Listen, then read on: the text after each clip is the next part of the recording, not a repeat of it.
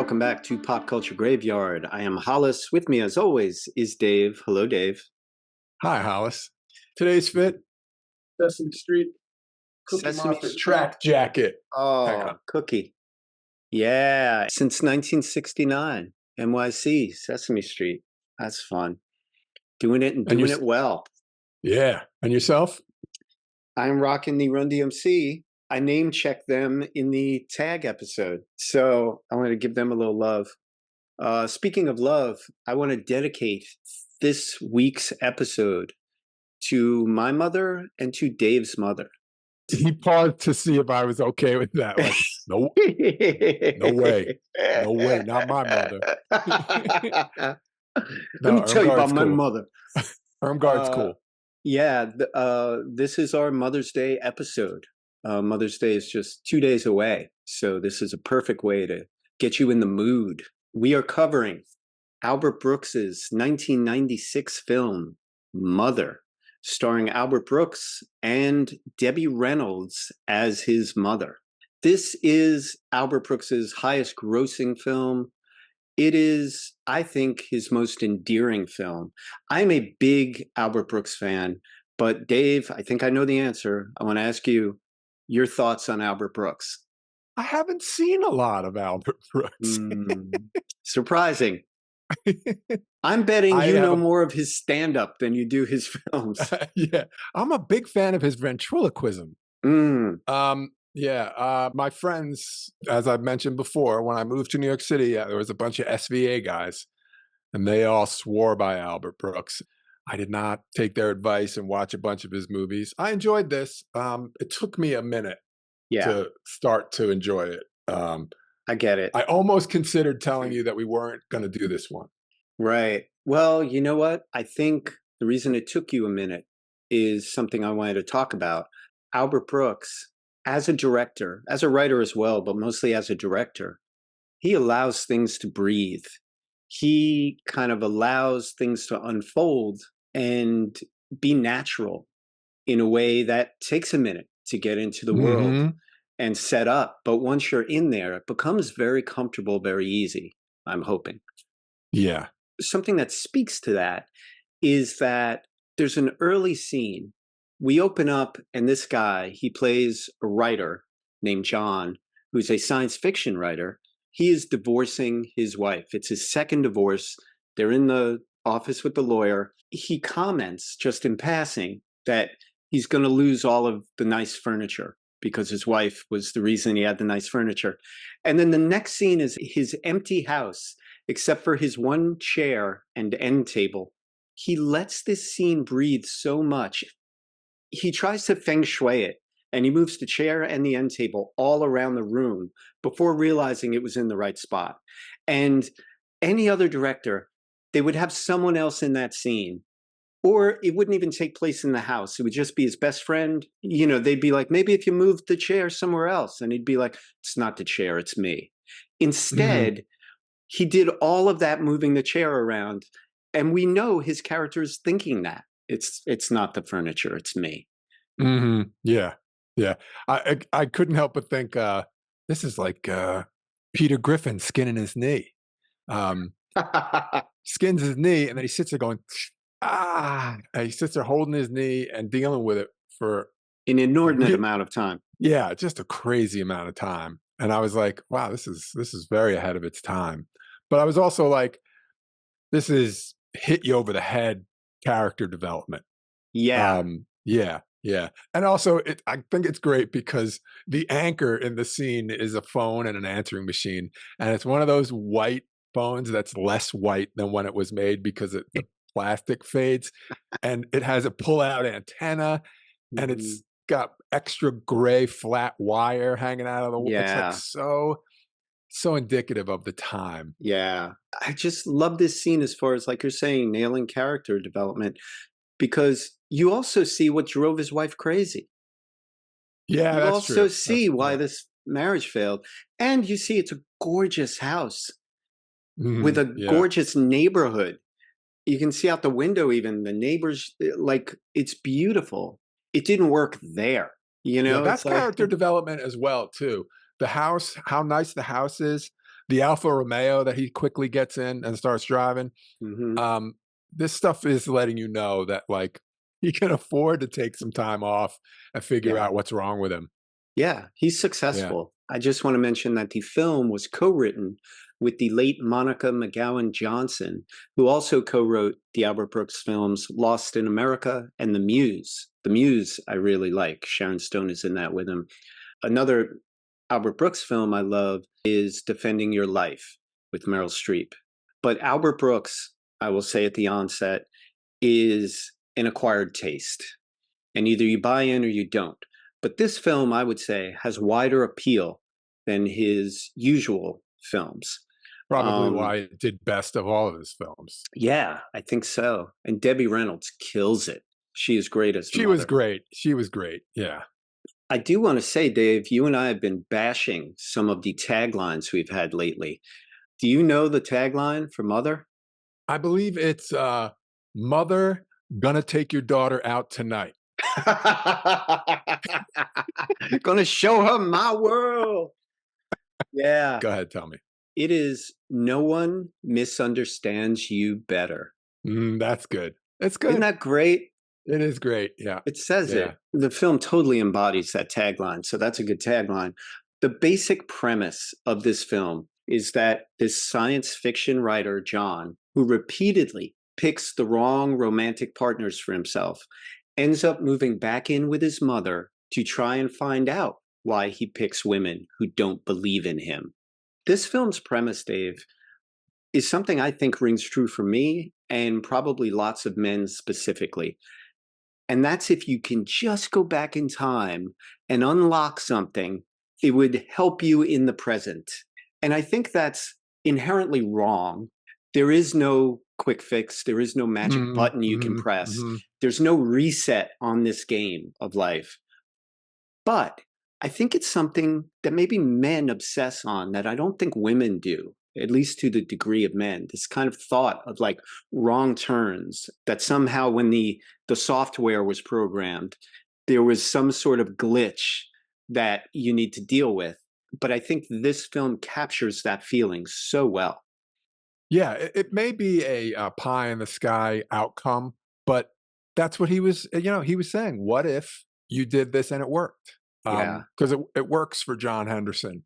Mhm. It actually accomplishes what he wants it to. You talk about pie in the sky. There is an aspect of that to this, but as we've said, they're giving you a best case scenario. And that's what Right. films Yeah. are supposed to do. It's supposed to be heightened reality. And remember what we talked about in Moxie, that there was a spoonful of sugar to it. That's here for sure in spades. But I think it helps to counterbalance some of the dysfunction that he's dealing with because he is a kind of sad character.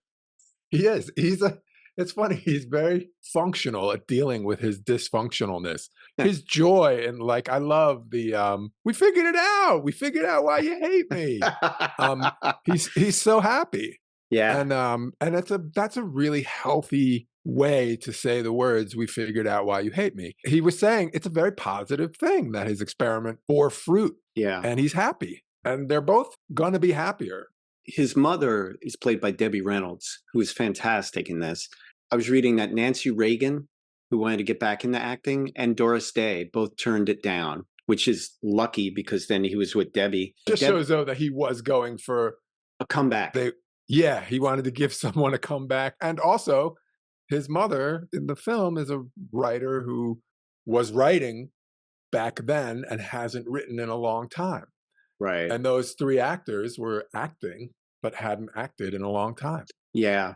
And just to put things in perspective, Albert Brooks was only 15 years younger than Debbie Reynolds when they did this movie.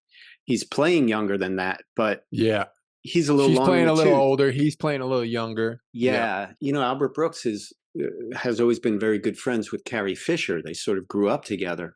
So he knew Debbie Reynolds. Debbie wanted Albert and Carrie to date at one point. She was trying to push that in like a mother would, like this mother would. Mhm. So it's like, it's wonderful because you can see that, you know, they have such good chemistry on screen. And, you know, this film is basically a two-hander, just Brooks and Reynolds together. So their wonderful chemistry kind of speaks to their long association. But anyway, Debbie Reynolds' character of John's mother, she is not horrible. There are abusive mothers out there, physically and Hmm. emotionally. And then there are just pain in the neck mothers. And this falls under that. She tells strangers about her son's failed marriages. She constantly is saying, "Oh, my son's a writer, but he's blocked right now. He hasn't written in a while." Like always kind of downplaying his success and upplaying his struggles, which is frustrating and obviously foreshadows some of the later things in life when he's looking for women. He can't help but fall into this, "Oh, this feels familiar. This woman is Hmm. somehow, there's something here. He's got a brother played by Rob Morrow from Northern Exposure. Zach Braff, Mark One. He is. He's the prototype for Zach Braff. Rob Morrow's character kind of underlines the dynamics of the family. He's the good son. He's the successful son. He's the son that, according to John, like she doesn't criticize, she doesn't bash. It's funny because he kind of brings into this equation a question of who is really the healthy brother. And should we be too overly reliant on our parents past a certain age? He calls his mother every day. And this is exactly what that kind of mother wants from all her children. It's Hmm. like check in every day, let me know what's going on. My sisters and I used to call it proof of life. My mother would, they'd check in, and you couldn't even keep her on the phone. She just, "How's everything going? Good. All right. Okay. I'll talk to you." I'm like, "Mom, why'd you call?" And she just wanted to say hi. It's that proof of life call. I don't relate to either of them. Difficult parents is basically something that is like a trope to me. It's like a thing I hear about. Um, I go visit my parents. I'm there for hour and a half, 2 hours, and then it's like, all right, what else are we going to talk about? I mean, come on, let's wrap it up. Look at that Uh, traffic. I better get yeah. going. Yeah. What time did you say your train was? I didn't. Right. Um, and it's all very low pressure, Mhm. and this is two brothers who both have an unhealthy relationship with their mother, but it's a real nice transition from, oh, the younger brother has a good relationship and the writer doesn't have a good relationship. Mhm. It quickly starts to show that that's actually not the case, and that the younger brother is overly dependent on the mother and almost strictly for, I don't know, bragging rights or There's a like little bit of that. I mean, he's a sports agent, so those mm, guys are all about bragging and everything, but also I think there's coddling. He was always coddled, and he always, as he says, I'm in a transparent kind of business. When I have a good year, everybody sees." I think he's so used to getting the gold star that none of it means anything without his mother's approval, which yeah, is yeah. sad and tragic. I could relate to the Brooks character in one respect with the mother, and that's, I do think you can learn a lot about who you are and why you do the things you do from kind of learning more about your parents, Mhm. either individually or collectively. But I think you get diminished returns the later in life you do this. The movie plays with a big kind of crescendo at the end, and there's a breakthrough that he probably could have gotten at a therapist on his own, but it somehow meant more to his character getting it from his mom. But I think it's unfair past a certain point to expect your parent to kind of solve your problem indirectly. Well, that's Uh, part of why I think it's such an unlikely happy ending, which I'm fine with, mhm. because not only does he solve his problems, but he solves her problem. Like his experiment is like just a not just a success; it has bonus success attached to it. She has the bigger win, I think. Yeah, yeah. In fact, she benefits more from his experiment than anyone. This is the crux of the movie. Your mother doesn't pop into existence when you're born. Because she says, "Why do children think that their mother pops into existence when they're born?"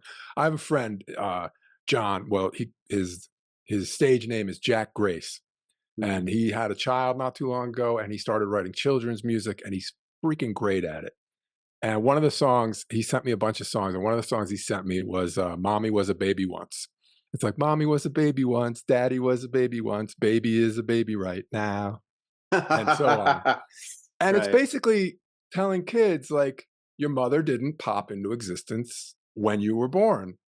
She's a human being who lived a life before you and will live a life while you're around and will continue to live a life when you've moved out. It's almost like that lunch lady thing or teacher thing where you go to the supermarket and you see someone that you've never seen in an outside Out of situation and you're like, context. I'd have never considered that lunch ladies didn't sleep in the back of the cafeteria or that they have children or that they drive a car. Albert Brooks was guilty of that with his mother.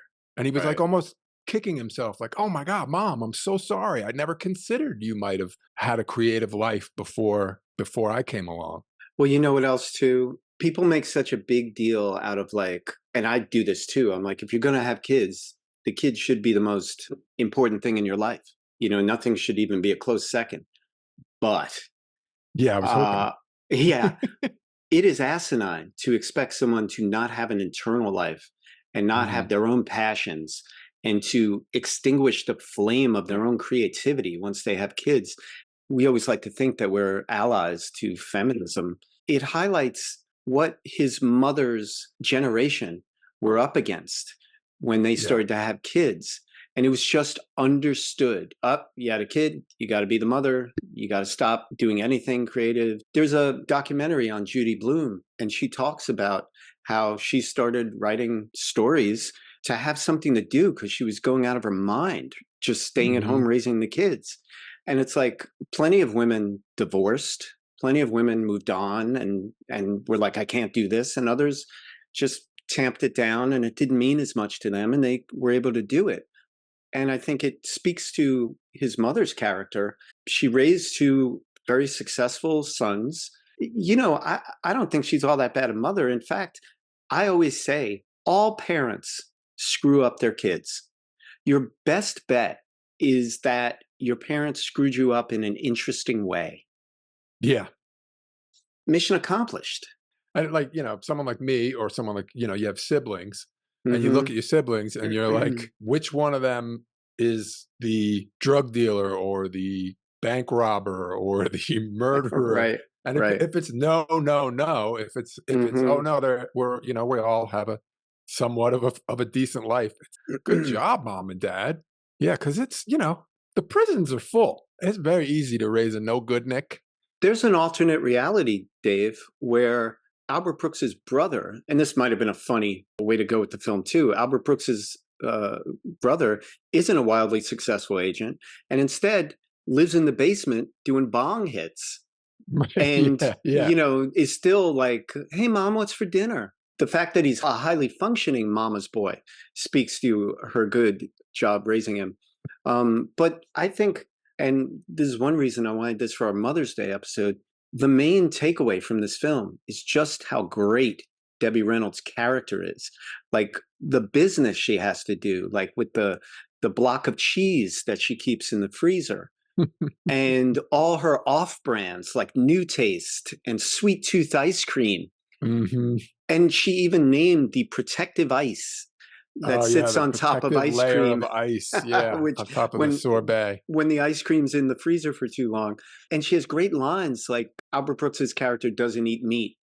And she's like, "Can you eat lamb chops?" Like Yeah, and it's so my mother, when I went vegan, forget about it. Just not getting it. And beyond that, which drives his character crazy, not making the effort to get it. Just like it's mhm, hit her new over and over again, like who he is. And they shop together. That's a great scene. She treats herself very cheaply. And my mother was someone who was born of the Depression era, and she's that way. I do that sometimes. I'll reuse a tea bag. We make enough to have a fresh tea bag every cup of coffee. Let me just warm this up. It's yeah, in I me, feel I feel like now it's in me for, save the planet type feeling. Now it's like I can't bring myself to not use a paper towel several times. You Mm. know, my coffee is sitting on a paper towel that I used for dinner last night. Um, that's the paper Yep. towel that when I was done, and it's still here, and it might do 1 or 2 other things before I throw it away, it'll wipe down the top of that garbage can lid, Oh, sure. and then it Yeah. goes so it has one last job before it goes, but it's not economy based. But I Yeah. know about all these people, my mother war-torn Germany, was sent to the store with $10 to buy a loaf of bread, but she stopped to talk to friends, and when she got there, it was $20. All kinds of hardships that solidify you as this person who does things carefully and treats themselves cheaply, like he says. But my mother got over that. She took all that stuff with her, and then at some point was looking at a Fendi scarf in the Fendi store and said, "Wait a minute, I'm going to buy it. It's a $1,200 piece of silk, and I want it, and I'm going to buy it." Boy, if And that isn't a 180 from she showed it where to she me, and she started. said, she showed it to me, and she like literally said, like, never forget, like once in a while, when you see something you want that is outrageous, get it. That reminds me of the Oscar Wilde quote, which is the only way to overcome temptation is to yield to it. It's a great line. But yeah, and what a wonderful lesson to teach your child, no matter what Yeah. age they are. Part of why I didn't really associate myself with, when Albert Brooks is like, "Oh my God, I'm so sorry. You had a whole life before me." I'm like, yeah, duh. She had Um, sex and everything. yeah, That's yeah. why you're here. I mean, Yeah. it's like you were saying, he's weirdly like well-adjusted and poorly adjusted at the same time, because his reaction to his mom's boyfriend is Oh, is pretty cool. Like he's okay with it. one of the great things we've talked about is how there'll be great scenes in movies that are great scenes in and of themselves, but they're great scenes as far as delineating who the characters are. And this movie has a bunch of them. One scene I love is him remaking his old room like it was when he was in high school. And In My Room by the Beach Boys is playing, which is on the Yeah. nose, but also kind of the age he was. So we'll give it a pass. The Planet of the Apes poster, the Mm-hmm. 2001 poster, a Jimi Hendrix poster, Mm-hmm. Barbarella, a figure of Mm-hmm. Gort from The Day the Earth Stood Still, Mm-hmm. a Land of the Giants lunchbox. And you know I love lunchboxes. Check out my episode in the archive, PCG Mark 1. So you get a sense of him, and you're looking around that room and you're like, yeah, this guy became a science fiction writer. Yeah. You know? No surprise. No Yeah. surprise. Also, the shopping scene is awesome. Him and his mother go to a supermarket to pick up stuff, and that's when we see on display how they treat each other. He is trying to splurge on a couple of items to make a point, and his mother is almost offended at Mm-hmm. his like throwing money away. Organic food, it's just a label. It doesn't mean anything. The man told me. They come across a couple of her old crone friends who are just delightful. And one of them gets his back and is like, "Oh, I Yeah. read Oh, I about that know that jam." jelly. That's good jam. Yeah. It's Yeah. great. That's Um, organic. and she said something like they have like a $15 fig spread or something. They have a $12 peanut butter that's divine. Yeah. You think about it, you're like, "Oh, I need some more exposition on his relationship with his mother." It's like, I'm gonna put them behind a supermarket trolley, and they're gonna push it through the aisles and take things off the shelf. And they will have a different reaction to each thing. That's like a perfect place. He's no longer sitting in the seat of the I was now he's just walking going next to his mother. I Yeah. was just going to bring that up, and I was going to Okay. say, if Woody Allen had shot this movie Oh, it back in would have been a his Annie fantasy Hall days, yeah. it would have been, yeah, he would have been in the basket, and Yeah. he would have been like talking back as an adult, or he would Yeah. have been standing next to it and like adjudicating the whole thing. But Mhm. I saw that scene exactly that way because that was half my childhood, it seems, is being at first in the cart while my mom pushed it Mhm. around, and you get to know who your mom is by how she shops. But also when I was next to her and I was the one carrying the bags, and you get a sense that in this scene as an adult with her, and he hadn't shopped with her probably since he was a kid, he's finally able to talk back. It's like a talk back session on shopping Right, with her yeah. in a way he never had as a kid. And he's like, "Why are you getting that? That one's better. Why do you treat yourself so cheaply?" He's saying shit he would never dare say to her as a kid. Like at one point, he says right to her face, "Who instilled the cheapness and self loathing? You did, right?" Like Right, yeah. it's hardcore. And on the one hand, I don't think it's fair. On the other hand, his mother's the only one alive who can answer these things. Yeah, and what's the alternative is to to walk next to your mother and just, no matter how it strikes you, what she chooses or why she chooses it, just keeping your mouth shut, that's not doing her any service. Like, speak your mind. It's your mother. Be honest. Also, Like, you learn this the older you get. One day your mother will be dead. mhm. And then you can't ask her why she always bought the cheapest peanut butter. She's not lying in bed dying. You don't have to say yes to everything. It's not Hmm. her you guys, she's obviously fine. She drove there a little Hmm. haphazardly, but treat her like a human being. While you have your parent, get it all off your chest. Don't berate them. Unless they have it coming. Yeah. If you're curious about something, if you've always wondered about their relationship to you, if there's things only they can answer, or stuff that you want to pass down that you're curious about, ask your questions now. Do not wait. It's never too late to reframe your relationship. Yeah, it's also saying it might not be selfish. It Yeah. might help both of you. Better You know, understanding, better communication is a win for everyone. Early on, when he first moves back with his mom, there's a great exchange that I think speaks to the tagline and the dynamic. She says, I love you. And he says, I know you oh, think you you, do. yeah, I I know you mean, think you do. It's a nice doesn't that one. just say it? Yeah. Yeah, it's a great line. It's probably I like to watch the trailers. I watch them before we record just to refresh my memory. And all of them have that line, "I love you. I know you think you do." They And knew then. they They knew knew. they had a line right there. Yeah.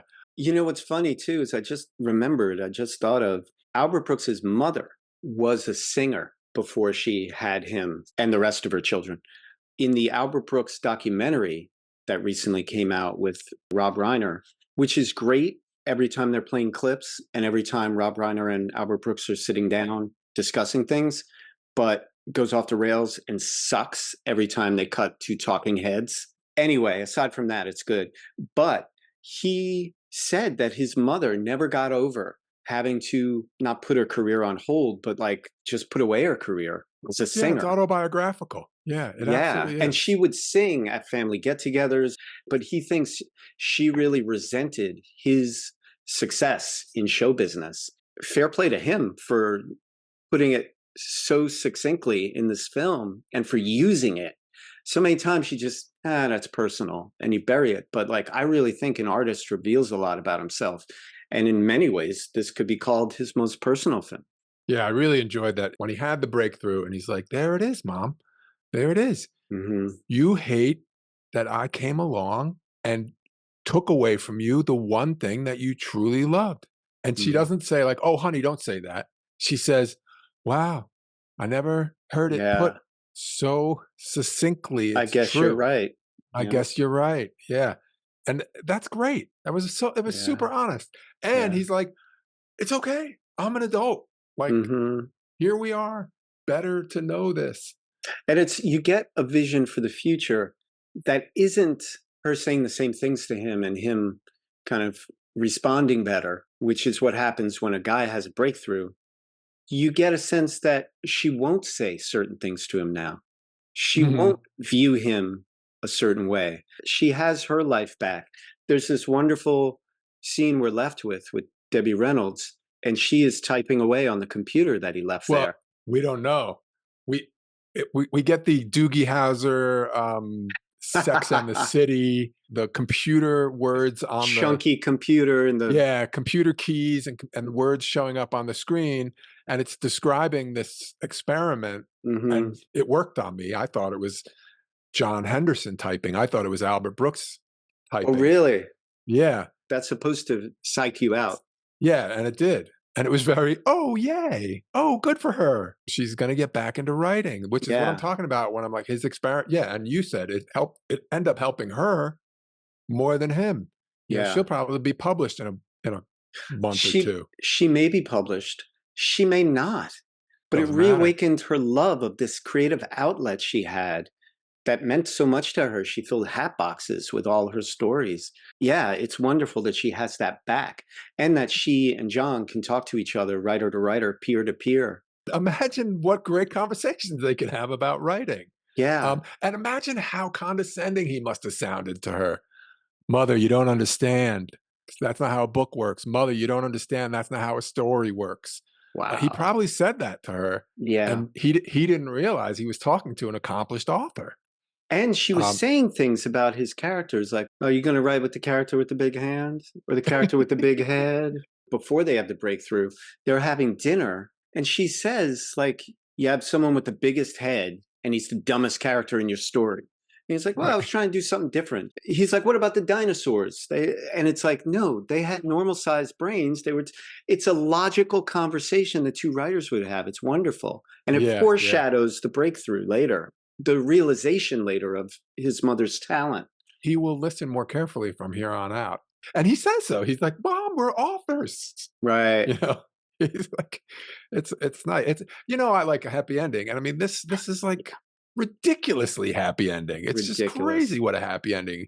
And the other son, He's got to work on himself. he's up next because he's a dick. I kind of like his transition from like he's a pretty decent guy. I mean, he's a little Yeah. whatever, He's just a boring, and douche. but then they like Albert Brooks like slowly brings him up to the level of he's kind of an asshole. He's not nice to his wife. Oh, his wife Yeah. wants him to figure shit out like John. She sees a problem. Well, there's something we need to talk about, and I took me out of the movie. Is it Simon and Garfunkel? Thank you. It's not that. I mean, listen, I love Simon. I grew up on Simon and Garfunkel. It's perfect for the film, but this Mad Magazine parody. Let me just for people who haven't seen the film, Simon Okay. and Garfunkel, Mrs. Robinson, the unbelievably gorgeous, perfect song that was used so well in The Graduate, is here parodied. But it should be said, this is another Carrie Fisher connection. She used to be married to Paul Simon, and she got him to agree to allow the song to be used for this film with different lyrics that specifically talk to the story. He's never allowed that before, but he allowed it here. You're either going to love it or you're going to hate it. Or you'll be like me, which is like, I guess it's a cute touch. It's basically just revamping what's going on in the movie. It's Yeah. literally, here's to you, Mrs. Henderson. Your son is coming to your house and he's going to stay for a few days. Like it's almost that rote. It's Yeah. He lost a wife again. Yeah. Yeah. It's not good. It's not good. And I know what they were doing. And he's in this little sexy car that's not unlike the one that Benjamin drove driving around. in I like The Graduate. It was that same kind of a long He's in drive. the Alfa Romeo. Yeah. And that's when Mrs. Robinson played in The Graduate. So he's driving to San Francisco. Visually. Up to Sausalito. I love that name, Sausalito. California has some great names. Yeah. It really does. Sausalito. Yeah. That's one of my favorite little quick lines in Lost in Translation is this shitty American cover band who plays this kind of jazzy, breezy music is playing in the lounge where Bill Murray is. And the lead singer goes up and says, "We are Sausalito." That was their name. Yeah. See, people get that word is a good word. Yeah, it's a good word. As long as we were talking about his mother clacking on the keyboards of this computer, when he is working on his follow-up novel in his room while he's eating a sandwich, writing something like, our spaceship crash landed on this strange planet, but what is outside, we will never know. But I'm like, you're 3 sentences in to your novel. You've crash landed on what is outside, we will never know. Of course you're going to know. We can never Read know. those 3 sentences, and now you're dying to know why they can never know. Maybe we don't understand the severity of this crash landing. Maybe they're immortal. They can't open the door? We don't know. Are they aliens? Are they human? Right? We don't know. What planet did they crash in? We don't know. When is this happening? We don't know. Perhaps this spaceship is from a distant future or distant past. Perhaps it crashed into this planet so hard that it drove itself hundreds of miles into that planet's crust. And now these beings who happen to be immortal are trapped deep in the crust of this planet. See, I knew to bring it up. Opener. I knew to bring it up with a science fiction fan because I was like, "What? You're 3 sentences into the book. What is outside? We will never know." Like to speak with authority as a character in a book. What's outside? We'll never know. Like we have no idea what's outside. I did not understand what's outside. We will never know. Of course, I think how it's do a you I speak think with it's a circumstance? I think it's a brilliant science fiction opener. I Well, really do. then I take your word on it as a science Not fiction fan. not since Neil Stephenson opened Seven Eves with "The Moon Blew Up." Was it "The Moon Blew Up"? We'll have to look it up. Hollis can put it on. The first sentence is that "The moon blew Wow. up." Terrific book. I highly recommend Oh my Seven God. Eves by Neil Stephenson. But yeah, I could totally see people being like, "Well, that doesn't make sense." And I'm like, "Oh, it makes sense if you're looking for science fiction that like does Uh, crazy things." okay. You know But what? Thank you. I've made my peace with it now. but I cannot imagine liking a book where a guy has a really big left hand.